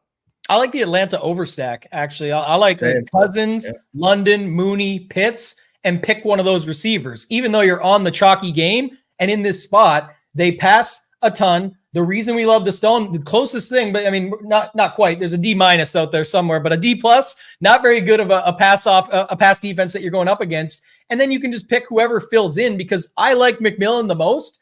I think Otton is a perfect spot here, but going Pitts on the opposite side of Otton, I've got no problem with in that same game, and just overloading the Falcons side, because most people, when they overload this game, are going to just say it's free for the combo packs. So give me two of these guys with Baker, with Otton. I basically pay nothing, and I fill out 4 of my spots, and then they only pick one over here. But it ends up being 2 or 3 of these guys that you need. It's probably Cousins that you need, and if some of those bust, and which they could, then it makes more sense to me. Another thing would be the Falcons defense, just going against if you're not landing on any of those Tampa Bay guys. But I'll kick it to you, Title. Your thoughts on this one? Yeah, there you go.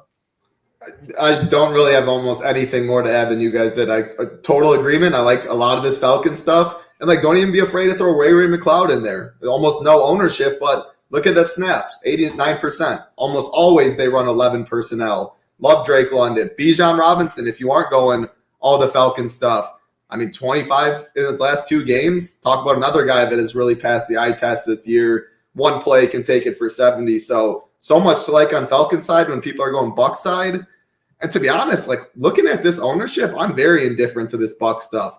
There's a lot of very viable tight ends on today's slate. Why can't Kraft get 20? Why can't McBride get 20? Why can't Brock Bowers get 25? There's Disley down there. You mentioned Conklin. I don't know. I'm going to play some Kate Otten, but 30 or 25% could even be higher. I don't know. On a 13-game slate, that's something that I could get away with and feel fine. McMillan would be my favorite on this side. I see people mention the Rachaad White stuff. Man, I didn't watch the game, but I knew I was a 2v2 away. I did not need that touchdown on Monday night. Yeah. I guess how did it go? Was it Bucky got some work? I know Rachaad White got work. I was at the Cardinals game. I didn't watch. You tell me how you see that Tampa running back situation going, because Bucky was going to be. Yeah, it was this week. Bucky was on Friday. It looks like he was going to miss, or Thursday. It looks like he was going to miss. Friday, then they said he was going to play. So talk about White to me, Tambo. Yeah, because here's the interesting part. So Bucky was still banged up. When Mayo and I did the show on Friday, we were assuming he was going to be out with the updates we were getting there. Obviously, that's why you don't fully commit to it on Friday, but you would have thought Rachaad White would have got steamed up, because there's a couple different things going on here, and he still is picking up a little bit of steam, I think, right now. I know it's not, going to be anything major, but just to note is that when they don't have he's already been getting more passing work. That's already official. Even last game, that other touchdown was from a passing touchdown. He's still getting involved that way with no Evans, no Godwin. You could still see where Baker just uses White. Bucky Irving is still banged up. It is, I believe, a foot or a toe injury. So it's not saying that he couldn't be involved. Sean Tucker is there, so there's that to talk about. But you could see where it's a White Otten type of game, and you're just getting those two more involved than these receivers, and that'd be a way to leverage it up. But I still like the Atlanta side better, and then figuring it out. There's just so many running backs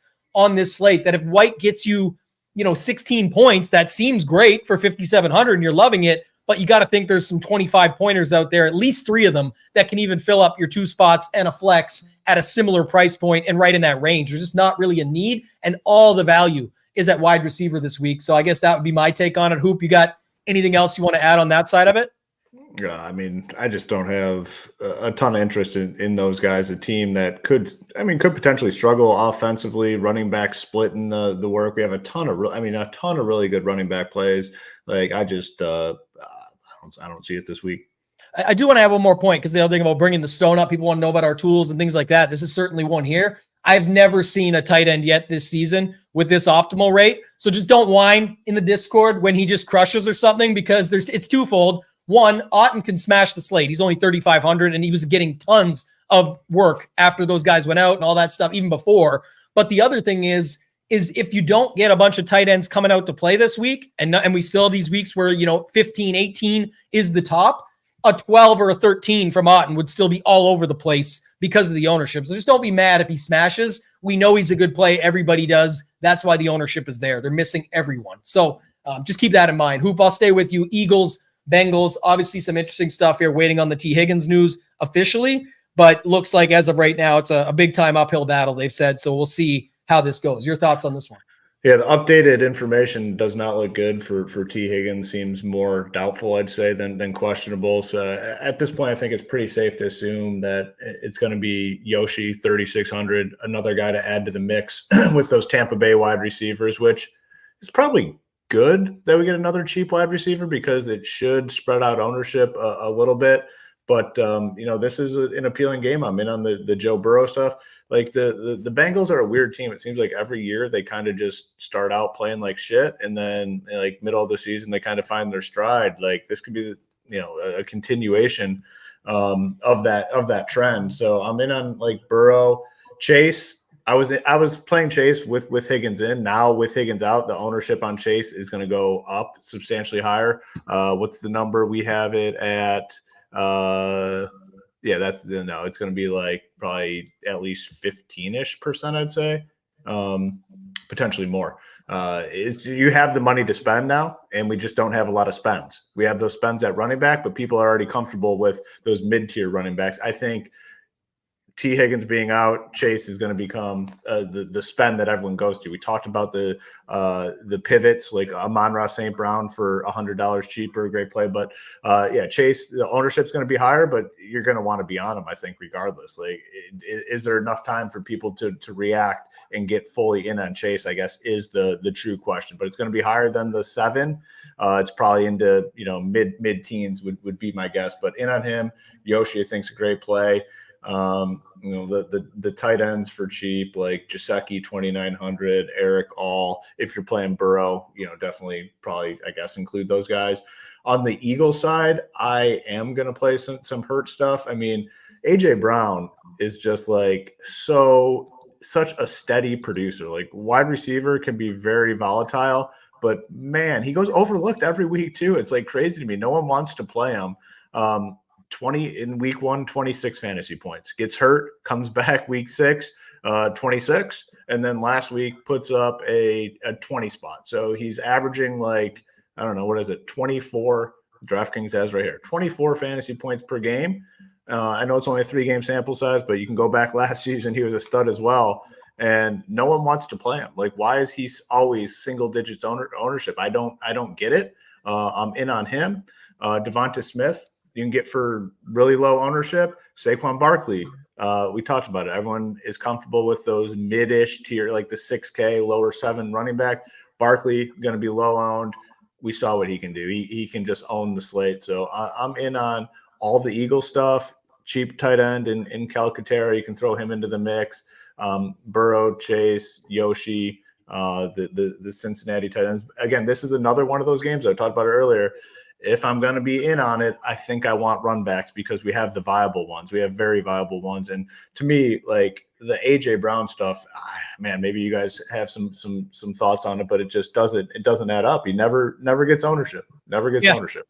That's the best part about this slate. So I'll go through it here before I kick it to you, Title. I got a bunch of different thoughts here on this one. I'm in on this game for sure. The purple on the stone is a target game. We've been bang on with some of these, and there's a couple other ones, but I think this is certainly a spot. Yesterday, before the T. Higgins news, it was almost impossible for you to build a lineup that you like with Burrow, Chase, and A.J. Brown. Now that we open up Yoshi Voss, even though people will find this, again, just giving another little core here, but just now that people will find this, it's not enough.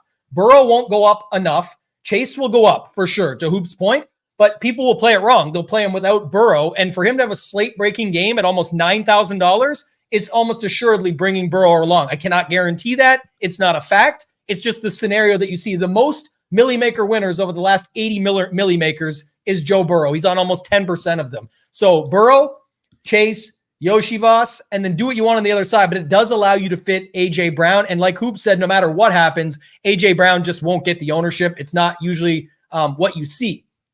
October, we're still in that month. It's Halloween, scary, a little orange and black. Get your pumpkins out. So this is the spot right here. And another thing, Hoop, your boy, we're not looking up birthday narratives on this thing, but the C in Calcaterra stands for Cincinnati, born in Cincinnati, Ohio. So maybe we get the bounce back flop lag on Grant Calcaterra this week as another way that you could get different or get involved in a game stack here. But there's lots of stuff going on in this game title. I'll kick it to you.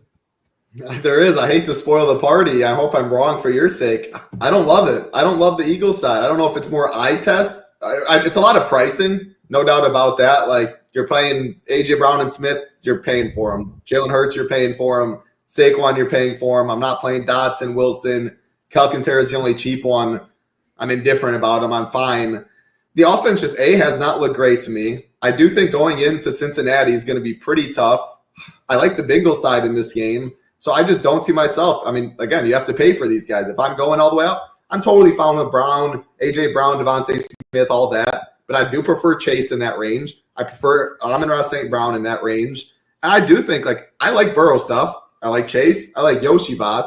I'm good just playing them and not running it back due to the pricing and just hoping Burrow throws for 300, Chase and Yoshi get there. A.J. Brown can still get 100. Saquon can still get 100, and you don't need them because the pricing, how expensive everything else is. So my favorite way is definitely just Burrow, Chase, Yoshi.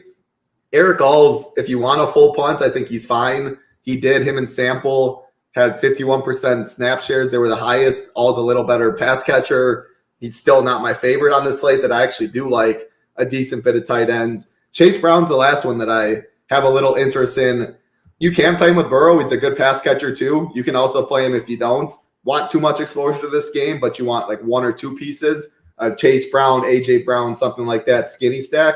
The first 5 weeks, Zach Moss outsnapped him. The last 2 weeks, it has been Chase Brown outsnapping him. Big play, explosive, can take 170 yards to the house, which I always like. And we're seeing very low ownership and cheaper than a lot of those guys like Javonte Williams and stuff people will go to. So Bengals side, but I don't love the Eagles as much as you guys. I don't like this either. I love my guy Rob here, but again, people are going to play it raw. Cash don't matter. I get it. And if Higgins is out, I see that. But it's I'm telling you, man, like if Chase has a day, it's with Burrow. And that's the interesting thing about this slate. If again, it's all personal preference. But if you think, Lamar, you've got a beat on how you're going to play him. We already talked about that the first game of the day. I know how I'm playing him, but in lineup, there's tons of lineups I'm not. And now we're talking about Tua, Jameis Winston, Aaron Rodgers, all these other guys. Or you can play now with all the value, two of the best quarterbacks in all of football for fantasy, Jalen Hurts or Joe Burrow, especially on big slates, Millie Makers wide open. So I really have a lot more interest in this game than most, but that's why I've liked this game all week. The pace is really good. If it gets rolling from one side to the other, it's going to speed up the other side. They have big totals. Not too worried about it. I definitely like the Bengals side more though, and that's where I'm going to roll with it. So let's move on, Hoop. We'll go to the Saints Chargers. Let's do a little like check right quick. Where are we at? Mic check? Do a like check. Let's see. Like check 1 2 1 2. We got 476 up in this house. So you got to get through it. We got 2 more games to get those 25 to keep it up the rest of the way. Hoop, I'll kick it to you. Saints at the Chargers. Well, it's going to be pretty quick for me in regards to this. I mean, 13 game slate. Huh? No, just giving the chat a warning. If this was going to go quick, they only got 2. They might only have 1 1/3 or something. Go ahead. I thought I was talking on mute again. I've avoided that today. I don't know if it's a good thing or a bad thing, but I can't play the Saints offense on a full. I mean, not only a full slate, it's the full plus slate at this point of the season. 13 games, can't be in on anything on the Saints side. On the Charger side, we know what they want to do. They want to be involved in ugly, nasty type games where J.K. Dobbins gets like 30 carries and 3 touchdowns, and they might just be able to do it here in this one. So it's just Dobbins and Chargers defense for me. I know Ladd McConkey showing up as a value. A lot of people are going to be excited to play him. He's going to be highly owned. I'm fine like not playing Ladd McConkey at high ownership. What are we showing? 15. I don't need to play him. I know what they want to do. I know what the Chargers want to do. It is, again, they want to win this game 23-7 and move on, and they probably can do that here today. So Dobbins, Chargers D, and that's it. Yeah, that's going to be a nice little pairing there. Popular stack. I think it's very similarly priced to when we get to the Broncos stack of Javonte, which is $900 cheaper, and going up to the Broncos. So, you can look at some of that stuff in the afternoon. I think a lot of people will have them together, though. Title, I'll kick it to you on this. One other thing I do want to add, sorry, not to fully cut you off here, but on the Dobbins stuff, like I like Dobbins. I don't love Dobbins today. Like he needs like those, yes, like running back. If he breaks one, yeah, for sure. But he needs like the 25, 27 carry game. Like they slow it down so much. It's just so gross. I'm playing them. Don't get me wrong, but I don't absolutely love Dobbins for the record. Yeah, and just to note quickly too, I brought this up first thing this morning. We will have an updated Stone projections ownership. We always do once we get full inactives and everything, because we'll have to get Yoshi Voss, bump the Chase ownership, get Higgins out if that's the case, switch up on some of these other guys that now get hit because those other guys get ownership. So we adjust for all that, making sure that you're in a good spot going in with your projections. And if you're using Shiptimizer, it'll all be updated and auto synced in there. Yeah, it might come down, but for me, it's like I'm taking chances. Like, so what is he, like 50? I don't even know what his freaking 51. Like, I'm gonna find a way to play like Romeo Dubs over him, like in those Jordan Love teams. Like, I'm gonna find a way to play Mooney for like a little bit more. Like, I just don't like Tyler Lockett. In one of the games coming up, like right in that range. I want all those guys over McConkey. McConkey the donkey. There you go. Yeah, he was even on the short slate the other day. McConkey, the McDonkey chalk, we called him. That was the one. But title. And honestly, it's like it's probably maybe he's a good wide receiver. I don't know, but it's like what the team wants to do, and it is not a pass heavy attack. Yeah, it's what people are seeing the matchup, I think, and forgetting that they also have the same matchup at the run D, and it's that what they want to do. Whether Dobbins gets full work and gets the salary there on 6,900 to beat it, we'll see. But Title, what's your thoughts on this game? Saints at Easy X. Shout out to Kamara though. Broken ribs and a broken hand or something. He's still playing, man. That's a warrior for sure. Chargers side, I like Dobbins a lot. I mean, he's going to be popular. He's minus 135 to score. 4-point favorites at home. Run first team. Yeah, I like him a lot. And then you guys talked about Ladd. I mean, he's whatever. If you want to roll with Hoop saying the game theory wise be underweight, sure. I don't want like double or triple the field. But if I ended up with 15%, we have mine 15%, I'd be fine too. He's a way better DK play than FanDuel, always because of the full point PPR, even though his price tag's fine on DK. But Hurst is back, so Disley becomes a little worse. But man, Disley looked good in the middle of the field. They run a decent amount of 2 tight end sets. Probably don't need it on a slate like this. So mainly just Ladd, Dobbins, one-offs. Yeah, I like the Dobbins Chargers D Hoop brought up. It's tough to get to the Saints side. If Taysom does anything, will it be enough? He's 3,900 at the tight end position. Obviously Rattler has not looked good so far from what we've seen, but I think they're going to just try and work Dobbins. The question will be, is he required as one of the 3 running backs if it's a 3 running back day? I know it's a National Tight End Day. People want to keep bringing that up. And last year, because I do the takedown breakdown on the Ship It Nation YouTube station where we break down those tournaments and the winners. Last year, National Tight End Day, 2 tight end got there. It was I think it was Kittle and somebody else. Not sure if we'll see it again, but it got there last week in the $100 Millie Maker as well. Go ahead. Yeah, I just remember last year, National Tight End Day, those guys all smashed. So, I mean, a day of the week a certain group does well. I mean, it means 0 to me, but yeah, that was interesting. I mean, it goes both ways. I was just going to say quick on Cade Otton. It goes both ways because it could be really good for him since he is a tight end and maybe he's the guy that celebrates this day, or it could be the fact that every other team gets their dudes involved in that Cade Otton ownership and his results just get crushed by somebody else or 2 others that just smash and are required. Go ahead.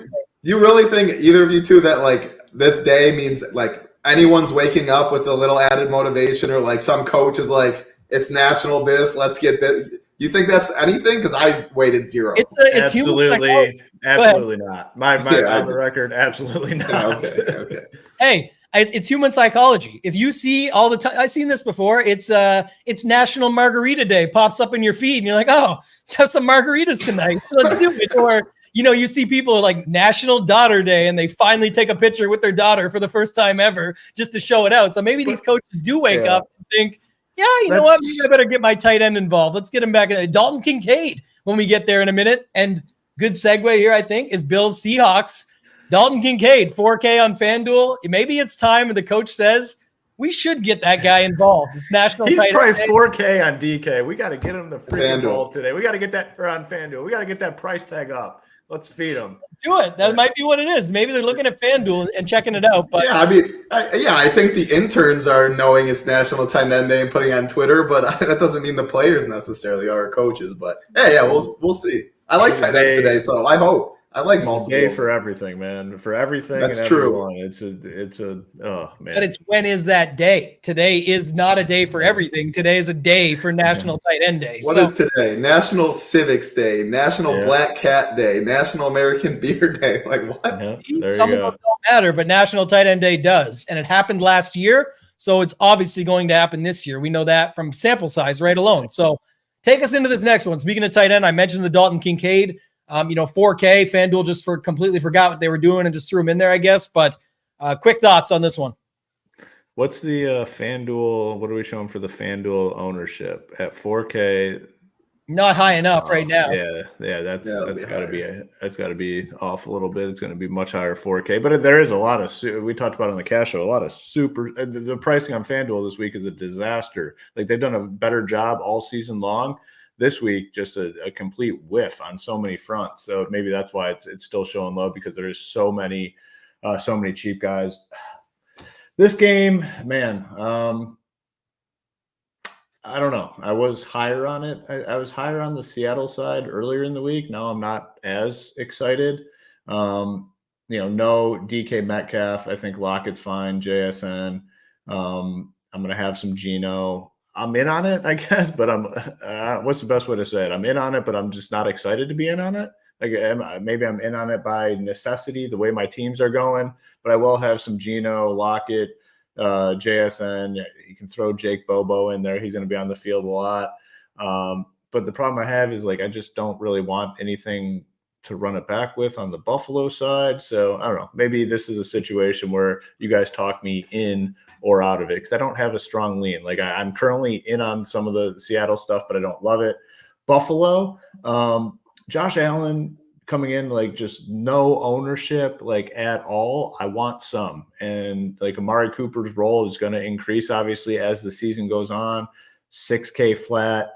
Dalton, it's probably better on FanDuel, to be honest with you, because people are going to play Kincaid, but not a lot of people are going to pair him with Josh Allen. So I'm in on the ball. I mean, Josh Allen, let's see, what do we have? 2% owned, 3% owned. I have to be in on that. Amari Cooper, 3 to 4% owned. On DK, Dalton Kincaid, we have 1 to 2% owned. I'm going to be in on it, especially in 150. I'm going to have, some over the field on it. And then the Seattle stuff, currently in on it, but I could be talked out of it. So that's where I'm at. Yeah, the whole chat is all worried about the weather. It's listed right now over with Roth as periodic bands of heavy rain. Yeah, the reason everyone's worried because it's the only game that has any sort of weather. Every other game looks fine. So people are going to look at it and say, oh, well, this is one that has some sort of weather. I don't think it's bad at all, but continue. I just don't think weather stops Josh Allen from running for 50 on the ground or running in touchdowns. I don't think the 15-mile-per-hour winds stops him from throwing a quick pass to Dalton Kincaid twice in the end zone. I don't think it stops Kenneth Walker Jr. from running on the ground. I have no idea why it's just becoming an avoid for everybody. We've also seen games like this smash this season already, the Jacksonville one earlier this year. So it's not even really that much of a risk to me. But yeah, go ahead. Yeah, from our guy Landa, it's a good point. If you're on the fence of this game, maybe it does end up being the reason that I get off of it. But if you're on the fence and you don't love it, you can certainly, just eliminate it. But if you actually really like this spot, I would not let the weather dictate what you're doing here. So spoiler alert, there's literally nobody on the fence. The fence is, very dry and good. There's nobody playing this game. So if you're jumping off, it just means even lower ownership than it already was. Certainly not going away from it for me, but go ahead here, Title. You can hop in on this one. I think it's actually a pretty good spot, regardless of the worst weather. It's not a hurricane here, people. Yeah, first I just want to, Ross always in here. Shout out to you, Ross. Happy birthday. Always appreciate your support. And I'm with you, Tam. I like the Seahawks side. I mean, everything under 10%. The Seahawks throw the ball the most in the NFL. I think Geno's a top 10 quarterback in the league. I think he's underrated. Without DK, all that does is make the options less, or not even less owned. They're not getting any ownership. They're just cheaper without DK Metcalf. You have three clear guys, JSN, Lockett, and Jake Bobo is a beast when he does get on the field. Another big guy. They use him in the red zone. 3,300, a pivot off of all these Tampa guys, the Yoshis of the world, etc. I get Geno throws the ball a ton, right by 6K. JSN, Lockett, Bobo, pick two of them, easy game. If you don't go that route, then it's Kenneth Walker running it. Exactly. He's been one of the best running backs in the league this year. Sub 10% because of his price tag. Why can't he go 102 yards, etc.? So I like the Seahawks side. I just like the Seahawks offense in general. Like I said, I think Geno's good, and I think they move the football. I don't love the Bills side. I don't know if it's I used to be the biggest Josh Allen guy. I played him like every single week regardless. This year it's been a little different. Price tag is up there. The weapons, is it a Keon game? Is it a Cooper? Is it Shakir? Is Kincaid finally going to do something?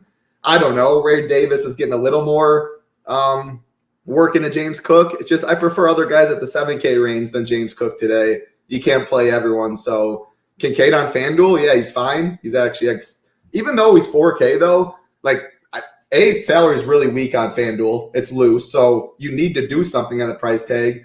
And tight end, I like these guys today. I think Brock Bowers a complete stud. We talked about McBride, talked about Njoku, K-Dot, etc. Just because he's 4K, don't think like 5 is going to be on the winner. I think you need to do something there. So, yeah, I'm really indifferent with the Bill side. I don't like it. I do like the Seahawks stuff, though. Yeah, 102, not 102 yards. 100 on the ground, which is the bonus. And he's saying very possible to happen. So otherwise, that would be. I think he's going to get 107 yards today on the ground. I love my guy. You can make a lot of money if you can nail the exact yardage. Like if you nail the exact yardage from guys, like you'd be printing.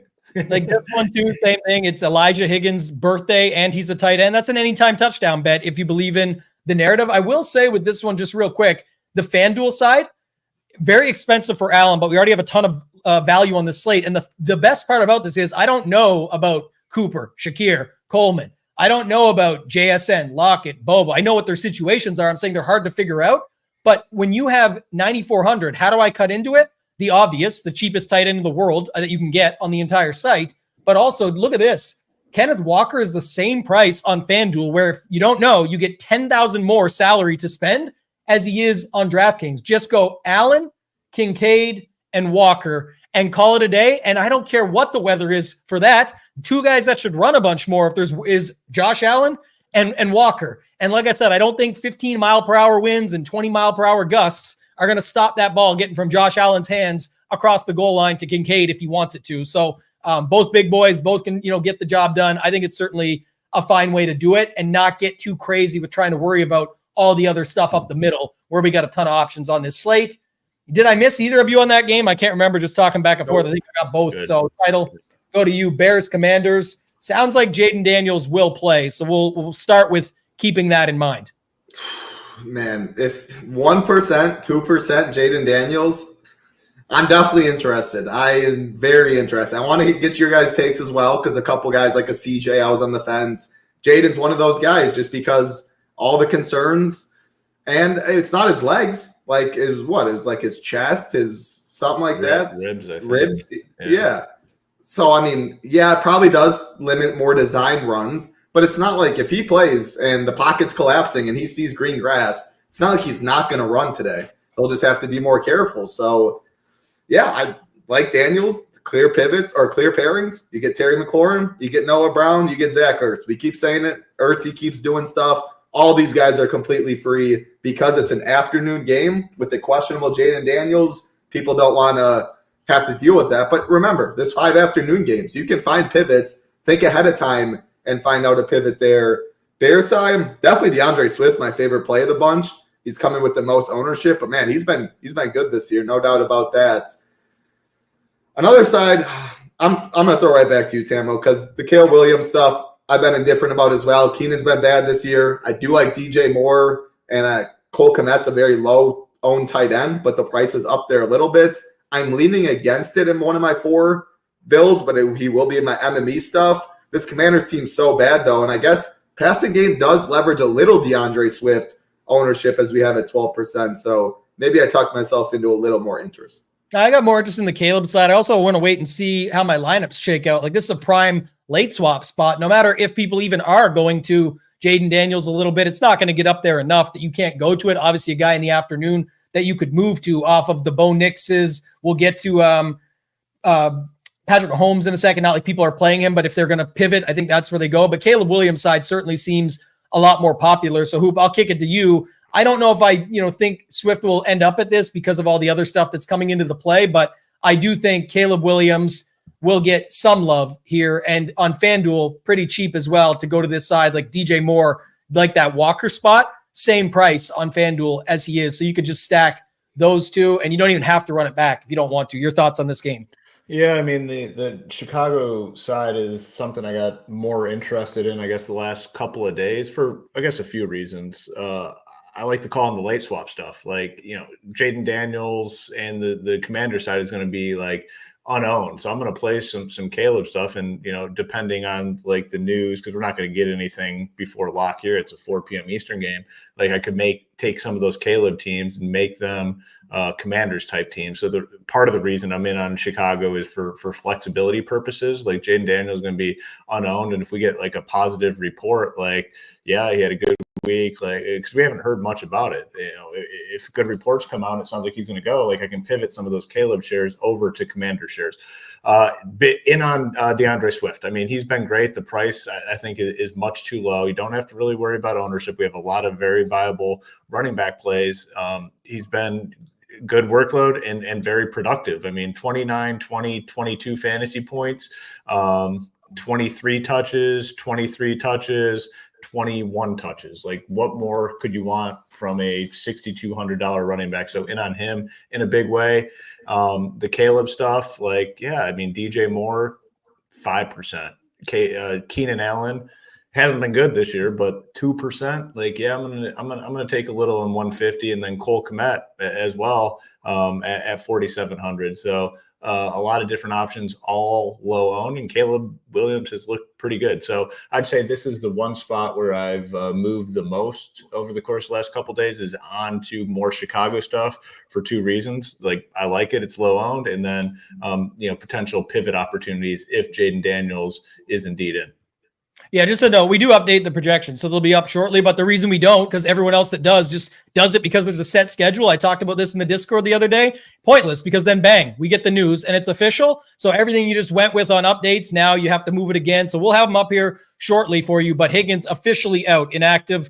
Just came up the news now. We'll get to DeAndre Hopkins. Says he's going to play a significant amount of snaps in week 8. That'll come up in a second. But Higgins out. I will say the one thing about this, and we've got it as the sneaky game, is that Jaden Daniels being in can push the envelope a little bit more too, right? So you can get a spot here now where Williams has to you are getting a bit more of a back and forth. We do have a good matchup for Williams, and that maybe we do see a nice matchup here. And all the stuff like going for his ribs and all that. The thing is, if there's nothing there, then it's not really something to go after. Like, if his ribs weren't injured, which it sounds like they're not, and that's why he's playing, there's nothing to go after. There's not a re-injury. It's like it wasn't serious enough to hurt it. He went and checked it. It's not like he broke a rib, is having his first game back, or like the Tua stuff, where if he gets another concussion, it could be game over. It's not really the same to me. So, Title, anything else you want to add on this one? If not, you can take us into the next game.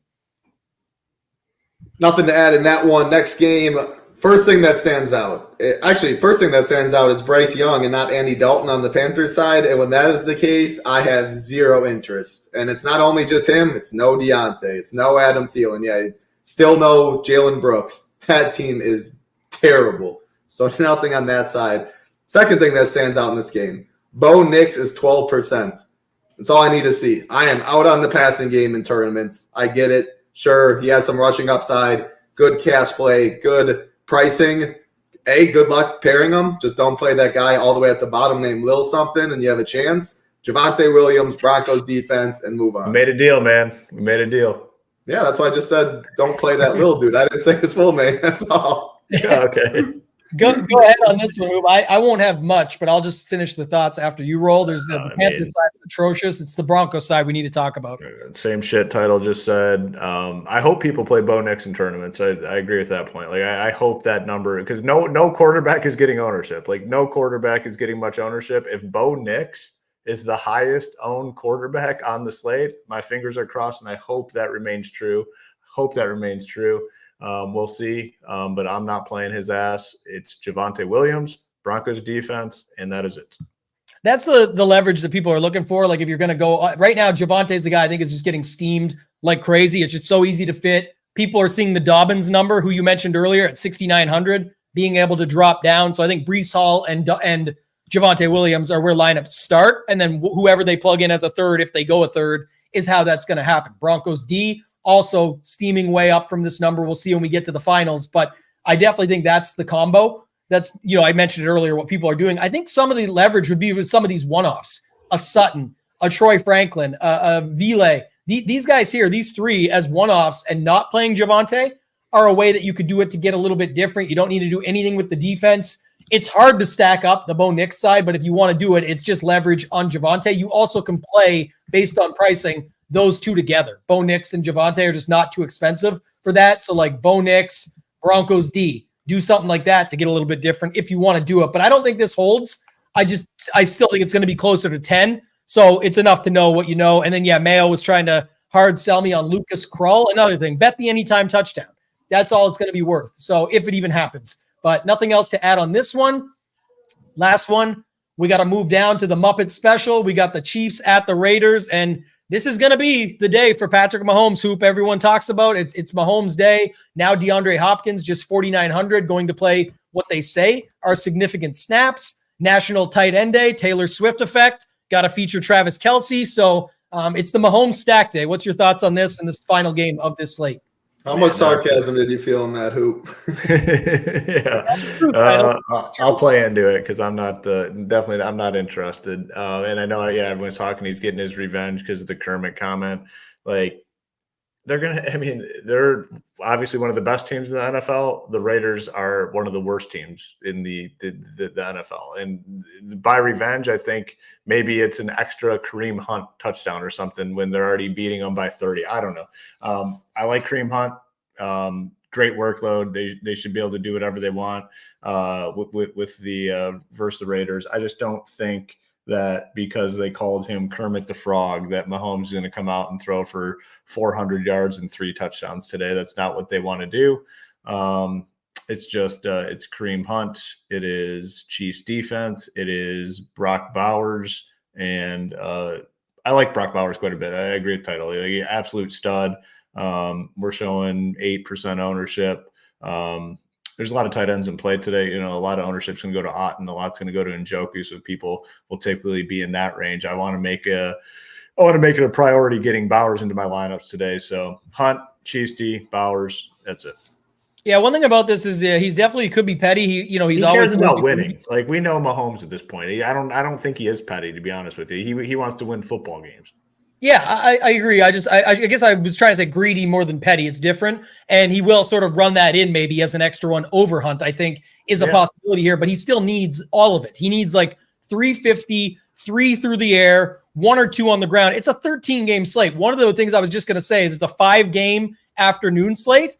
I like Mahomes in showdown. The only other time I like him is on a short slate. So any Mahomes action would be in an afternoon-only slate for me, nothing on the main. It is easy to stack up. He is getting cheaper, and a guy like Hopkins makes it even cheaper, but it still is Worthy, Watson, Travis Kelce. The other side is still Tucker. Myers is back. Bowers. Like, yes, you can just pick your spots, but you have 13 games on the slate. Title, I'll kick it to you. Yeah, I rarely play Mahomes on main slates. I will say it does feel a lot better this week with the narrative, the Kermit stuff, with the price coming down like Lay the House, and you pointed out. Kelsey's price is down. Worthy's very fair. You look at ownership, it's really low. And you see Kareem Hunt getting some, so you get some leverage off running back that might get 10%. So I'm fine with it. My favorite plays in this game are definitely both tight ends because they're both in 2 tight end build, which I'm going to play some today. They're both priced right around the Javonte Williams, right around those Tyler Lockett's, the JSNs of the world. you can find receivers and running backs that are good right in that 6K range where Kelsey and Bowers are. These guys are the top targets on their team. I prefer Bowers for sure. Like, he looks like probably the best tight end in football right now, at least top 3. And he just has no competition of targets. They should be trailing a lot, so they'll be throwing the ball a lot. And I talked about him extensively on the Cash Show. So just Bowers on the Raiders side, I like him a lot. I like Kelsey. I like Worthy and Hop a little bit, but more so if I'm playing Mahomes. And I'm not going to X them. I'm not going to go out of my way to get them. What I get is what I get, I think. But I do think there's some nature of, okay, let's give Mahomes this rushing touchdown at the 1 yard line instead of Hunt to pad it a little bit or stuff like that. Because, he said, like when that Kermit stuff came out a couple days later, he's like, they'll find out when we play him or something like that. So, he'll get it handled when he gets it handled. That's what he said. They're gonna beat them, and they're gonna win the football game, which they already were gonna do regardless of them calling him Kermit. Maybe it's one extra random touchdown. I don't think they're gonna adjust the play calling. It's not Andy Reid at the 2 yard line, give him a little pitch instead of a handoff or a play action. His ass got hurt doing that. Like 3 years ago, and he was out for 5 weeks. Like, are they gonna risk this? We've all been doing this a long time. Just mark it down. You could tag me when it happens. Bet the rushing touchdown. And then the one you can't bet, we talked about betting exact odds of lines earlier and attempts and carries and yards. Bet on the Mahomes rushing touchdown with the Kermit sipping the frog celebration, and it happens. And tag me when it does, and I'll flip it tomorrow. It's literally what's going to happen. You can see it a million miles away. He's going to run one in. He's going to do that. They're going to win the game, and he got them. He handled it when he handled it, and he sipped on them, and that's it. That's what is going to happen in this game. I think that's going to wrap it up. I got to end on that. That's a hot take, a very exact targeted take to end the game. He still, by the way, will not be needed on any winning lineups in the main slate GPPs after he does that. So finish the whole takeout. Title, any final thoughts on this slate? You got us? Yeah, last thing, if I played Mahomes, I probably would play Worthy, because if Mahomes is on the winner, I think probably requires a 60, like a bomb to Worthy that he gets there in 1 point. So, no, 13 games, 5 in the afternoon. Awesome slates. If you like early, if you like a little shorter, but not too short, 8 games early slate, 5 games afternoon, showdown. There's always tiers contests, like the showdowns and the noon stuff. Find your niche. Find what you're good at. If 13 games is too much and too overwhelming, you have plenty of options with big prize pools. But hey, excited to make some money today. Yeah, we do cover the other slates. Our guy Marley's talking about the work he does in the MMA streets out there with the tiers. They're up to 8 tiers in some of those now, afternoon, prime time. And Jay, we cover FanDuel heavily on the site, but on this show, we leave it. That's one of the added bonuses. We've shown a ton of tools. Everything you want to get in, it's like $2 a day for everything that we offer. You can get in, lock in the $85 a month. Hoop, final thoughts on this slate before we get out of here? One last, are you guys in on Kelsey or no? If I land on him, it would be an afternoon slate most likely with lineups there, but not really interested on the main. No. I'm fine with it. I prefer Bowers for 100 more, but I have a little more interest in the Mahomes stuff than y'all. So indifferent at best. But all right, let's have a big week. Very solid slate, big slate. Let's get those logos up to the top. Continue the momentum that we've already started. So good luck to everyone. Appreciate the support here on the show, and let's have a good week. Yeah, you guys crushed it today. 530 likes. We got 30 new subscribers right out of the gate just on the show live. So really appreciate you guys for that. Thank you so much for all the support. Let's have a big day. That's going to do it for this one, guys. For Hoop, for Title, and for myself, ToeTagginTambo. Let's ship it!